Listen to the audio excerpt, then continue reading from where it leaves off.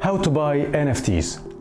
If you are keen to start your own NFT startup business, you need to acquire and buy some key items. And if you are new here, welcome to the second episode of NFT Startup Business Deep Dive.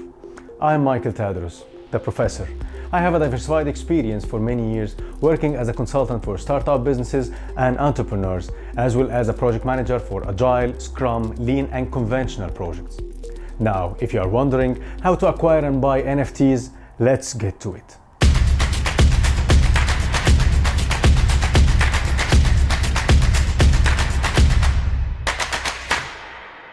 So, how to buy NFTs? First, you need to get a digital wallet that allows you to store NFTs and cryptocurrencies.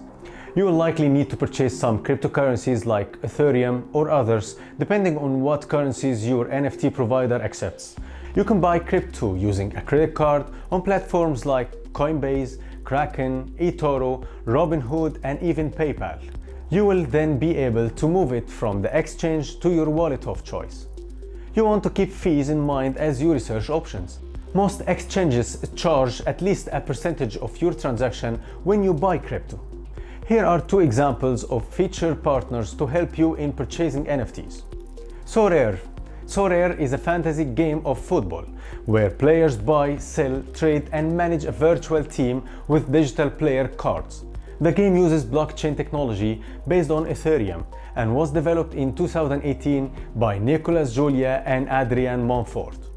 eToro is a multinational social trading and multi-asset investment company that focuses on providing financial and copy trading services.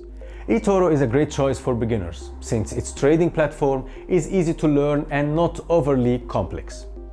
What are popular NFT marketplaces? Once you have got your wallet set up and funded, there is no shortage of NFT sites to shop. Currently, the largest NFT marketplaces are OpenSea.io. This peer-to-peer platform bills itself a supplier of rare digital items and collectibles.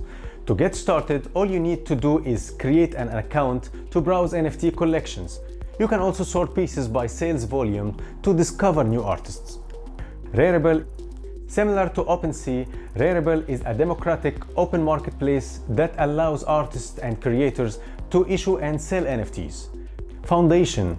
Here, artists should receive upvotes or an invitation from fellow creators to post their art. Artists must also purchase gas to mint NFTs, means it may boast higher caliber artwork. Although these platforms and others are host to thousands of NFT creators and collectors, be sure you do your research carefully before buying. Some artists have fallen victim to impersonators who have listed and sold their work without their permission. In addition, the verification processes for creators and NFT listings are not consistent across platforms. Some of them are more stringent than others.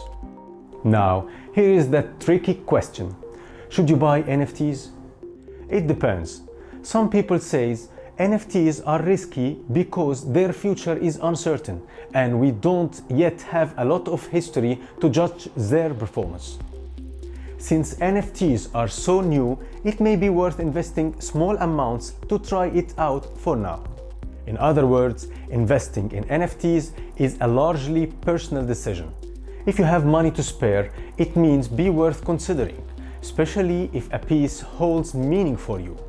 But keep in mind, an NFT's value is based entirely on what someone else is willing to pay for it. Therefore, demand will drive the price rather than fundamental, technical, or economic indicators, which typically influence stock prices and at least generally form the basis for investor demand. All that means an NFT may resell for less than you paid for it, or you may not be able to resell it at all if no one wants it. NFTs are also subject to capital gains taxes, just like when you sell stocks at a profit. Since they are considered collectibles, they may not receive the same long-term capital gains rates stocks do, and may even be taxed at a higher collectible tax rate. Also bear in mind, the cryptocurrencies used to purchase the NFT may also be taxed if they are increased in value since you bought them, meaning you may want to check it with a tax professional when considering adding NFTs to your portfolio. Thanks for joining me for this second episode of NFT Startup Business Deep Dive. I hope you will join me again for the other episodes. Therefore, if you have not already, now is the time to subscribe to my channel so you don't miss the other episodes of this series. You can find more information about some ideas to start your own NFT startup businesses. Just click that button down below to subscribe and make sure you ring the bell so you get noticed when other videos come out. I look forward to talking to you at my next video. Have a wonderful day. Goodbye.